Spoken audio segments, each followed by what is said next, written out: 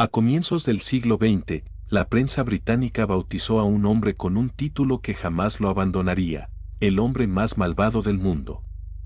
Se llamaba Aleister Crowley, ocultista, escalador, poeta y provocador profesional, obsesionado con la magia, los rituales y una sola frase que repetía como bandera: haz tu voluntad. Murió en 1947, pobre y olvidado, y cualquiera habría pensado que su historia terminaba ahí. Pero décadas más tarde, cuando el rock conquistó el planeta, algo extraño ocurrió. Su nombre empezó a aparecer una y otra vez, susurrado entre los músicos más famosos del mundo. Su rostro se coló en una de las portadas más célebres de la historia. Una mansión que le perteneció terminó en manos de una leyenda de la guitarra. Y de pronto, la sombra del hombre más maldito de Inglaterra parecía extenderse sobre el rock entero. ¿Casualidad, moda macabra, o algo más profundo? Para entenderlo hay que empezar por una casa a orillas de un lago escocés. A orillas del lago Ness, en Escocia, se levanta una casa señorial de aspecto sombrío llamada Boscan House. Aleister Crowley la compró a finales del siglo XIX porque, según decía, era el lugar perfecto para practicar sus rituales más ambiciosos. Cuenta la leyenda que dejó ceremonias inconclusas entre esas paredes y que desde entonces la casa quedó marcada por presencias inquietantes. Décadas después, el guitarrista de Led Zeppelin, Jimmy Page, coleccionista devoto de todo lo relacionado con Crowley, compró la mansión. Se dice que quería estar cerca de la energía del ocultista, aunque casi nunca vivió ahí. Con los años, alrededor de Boleskine crecieron toda clase de rumores: sirvientes que no soportaban quedarse, desgracias que caían sobre sus habitantes, incluso un incendio que la consumió. Nunca se comprobó que hubiera nada sobrenatural. Pero para los seguidores de Led Zeppelin, la fascinación de Page por Crowley y aquella casa maldita alimentó durante años la idea de que la banda había firmado un pacto con fuerzas que no debían tocarse. En 1967, los Beatles publicaron uno de los discos más influyentes de la historia, y su portada se convirtió en un enigma que la gente aún examina con lupa. En ella, la banda aparece rodeada por decenas de figuras célebres, un collage de rostros que los cuatro músicos eligieron como sus héroes e influencias. Y entre todas esas caras, en la esquina superior izquierda, se dice que asoma el rostro de Aleister Crowley. La presencia del ocultista en semejante lugar desató mil interpretaciones. Algunos vieron en ello una prueba de que su filosofía había penetrado en la cultura pop más masiva del planeta. Otros lo tomaron como un simple guiño provocador, muy propio de aquella época en que lo esotérico estaba de moda.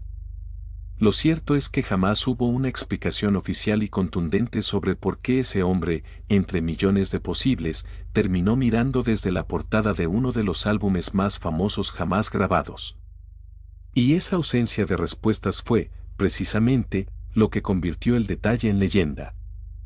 Si alguien llevó el nombre de Crowley al centro del escenario, ese fue Ozzy Osbourne. En 1980, ya lejos de Black Sabbath y en plena carrera en solitario, publicó una canción que lo dejaba clarísimo desde el título, Mr. Crowley. En ella, la voz le habla directamente al ocultista, preguntándole por sus juegos con lo prohibido, por el sentido de todo aquello que hizo. Lejos de rendirle culto, la letra suena casi a interrogatorio, a fascinación mezclada con reproche. Aún así, el simple hecho de dedicarle un tema al hombre más maldito de Inglaterra bastó para encender las alarmas. Grupos religiosos de la época señalaron a Ozzy como un mensajero de fuerzas oscuras, y su figura quedó para siempre asociada a lo satánico, aunque él insistiera una y otra vez en que todo era teatro y espectáculo. La canción, con su órgano fúnebre y su solo de guitarra inolvidable, se volvió un himno. Y de paso, mantuvo vivo el nombre de Crowley ante una generación entera que quizá nunca habría oído hablar de él. Ozzy y Jimmy Page no fueron los únicos seducidos por aquella sombra. En los años 70, David Bowie atravesó una etapa oscura y febril en la que, según él mismo contó después, quedó atrapado por el ocultismo. En una de sus canciones más celebradas menciona directamente a Crowley, y durante aquellos años vivió obsesionado con símbolos, rituales y supersticiones que, decía, lo perseguían por todas partes. Bowie llegó a confesar que apenas dormía, que dibujaba figuras de protección en las paredes y que temía que fuerzas invisibles quisieran arrebatarle algo. Nunca se comprobó que hubiera nada real detrás de aquellos miedos, muchos los atribuyen sencillamente al agotamiento y a los excesos de esos años. Pero su testimonio encaja con un patrón inquietante. Una y otra vez, las mentes más brillantes y creativas del rock terminaron rondando el mismo nombre, la misma filosofía, la misma figura muerta décadas atrás. Como si Crowley, sin proponérselo, se hubiera convertido en una especie de imán para los espíritus más inquietos de la música. Entonces, ¿de verdad Aleister Crowley embrujó al rock? Los historiadores lo ven de otra manera. Recuerdan que Crowley fue, ante todo, un provocador genial que entendió mejor que nadie el poder de escandalizar, y que el rock, rebelde por naturaleza, encontró en él al símbolo perfecto de todo lo que la sociedad temía.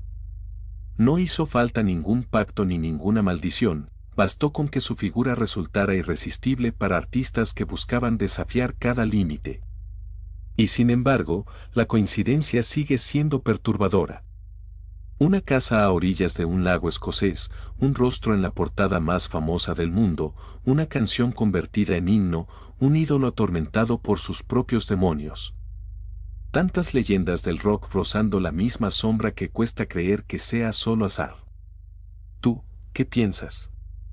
¿Simple fascinación por lo prohibido, o algo más difícil de explicar?